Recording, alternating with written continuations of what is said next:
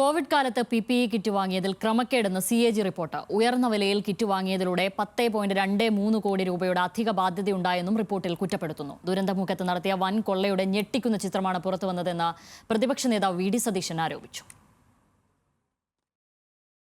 2016-2022 കാലത്തെ പരിശോധനാ റിപ്പോർട്ടിലാണ് PPE കിറ്റ് ഇടപാടിലെ ക്രമക്കേടുകൾ CAG നിരത്തുന്നത്. പൊതുവിപണിയേക്കാൾ 300 ഇരട്ടി കൂടുതൽ നൽകിയാണ് PPE കിറ്റ് വാങ്ങിയത്. 2020 മാർച്ച് 28-ന് 550 രൂപയ്ക്ക് വാങ്ങിയ PPE കിറ്റ് മാർച്ച് 30-ന് 1550 രൂപയ്ക്കാണ് വാങ്ങിയത്. അതായത് 2 ദിവസത്തിനുള്ളിൽ 1000 രൂപയുടെ വർധനവ്. കുറഞ്ഞ തുകയ്ക്ക് കിറ്റ് നൽകാമെന്ന് വാഗ്ദാനം ചെയ്ത കമ്പനിയെ തഴഞ്ഞു നടത്തിയ ഇടപാടിൽ 10.23 കോടി രൂപയുടെ അധിക ബാധ്യത സർക്കാരിനുണ്ടെന്നും റിപ്പോർട്ടിൽ കുറ്റപ്പെടുത്തുന്നു. CAG റിപ്പോർട്ടിൽ ക്രമക്കേട് അക്കമിട്ട് നിരത്തുന്നുണ്ട്. കോവിഡ് കാല അഴിമതി സംബന്ധിച്ച CAG റിപ്പോർട്ട് പ്രതിപക്ഷ ആരോപണം ശരിവെക്കുന്നതാണെന്നായിരുന്നു പ്രതിപക്ഷ നേതാവ് VD സതീശന്റെ പ്രതികരണം. മുഖ്യമന്ത്രിയുടെയും മുൻ ആരോഗ്യമന്ത്രി KK ശൈലജയുടെ അറിവോടുകൂടിയാണ് അഴിമതി നടന്നത്. സർക്കാരും KK ശൈലജയും കെട്ടിപ്പോക്കിയ PR ഇമേജാണ് തകർന്നു വീണതെന്നും അദ്ദേഹം കുറ്റപ്പെടുത്തി.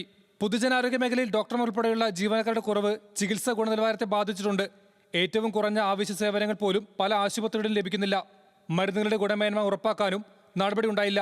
മരുന്നുകൾ ആവശ്യത്തിനെത്തിക്കുന്നതിൽ KMSCL-ന് വീഴ്ചയെന്നും റിപ്പോർട്ടിൽ കുറ്റപ്പെടുത്തുന്നു. അതേസമയം CAG റിപ്പോർട്ടിനെ വിമർശിച്ച് CPIM കണ്ണൂർ ജില്ലാ സെക്രട്ടറി MP ജയരാജൻ രംഗത്തെത്തി. മനുഷ്യൻ മരിക്കാൻ കിടക്കുമ്പോൾ സ്റ്റോർ പർച്ചേസ് വ്യവസ്ഥകൾ മറികടന്നുകൊണ്ട് സാധനങ്ങൾ വാങ്ങേണ്ടി വരും.